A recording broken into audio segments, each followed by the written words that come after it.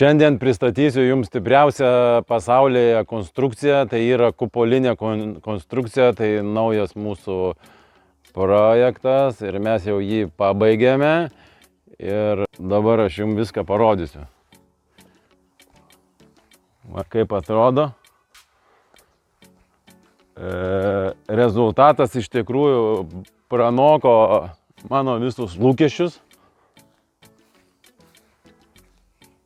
Labai gerai išsidirbo viskas. Šauniai gavosi. Einam iš arčiau, viską parodysiu viduj. O, Django sėdi viduj. Naujas džiaugsmas mūsų. Čia buvo dukros gimtadienis, tai čia, žodžiu, su draugiam darė festivalius. Va tokios grindys yra šitam kupole. Tokios žvaigždės formos, ne kaip žvaigždės, bet va, čia kaip įėjimas. Šitaip. Aplinkui tai įsiklingi. Čia iš tikrųjų atkartoja šitos grindys mūsų kupolo tuos konstrukcijos tas. Va, žodžiu, kupolas yra, va taip va atrodo viduj.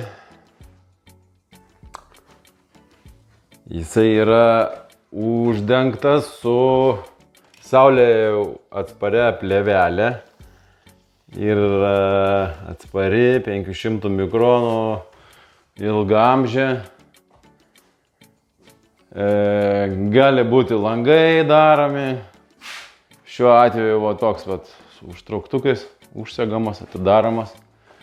Šiuo atveju irgi viršui pasirinkau ventiliacijos angas tokias, kadangi šito kupolo paskirtis yra pramoginė, pavėsinė, renginiai, čia galima ką nori daryti.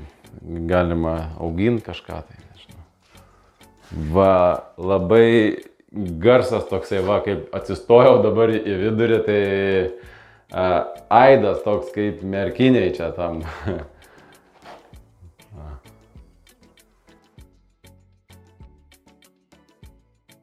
Nu va, šiaip iš esmės, va, tai yra iš tokių va, medinių nudažytų detalių surinktas.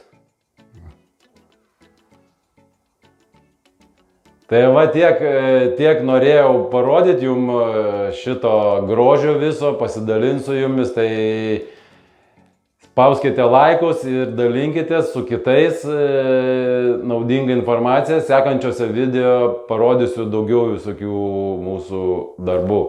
Ate ir gero vakaro.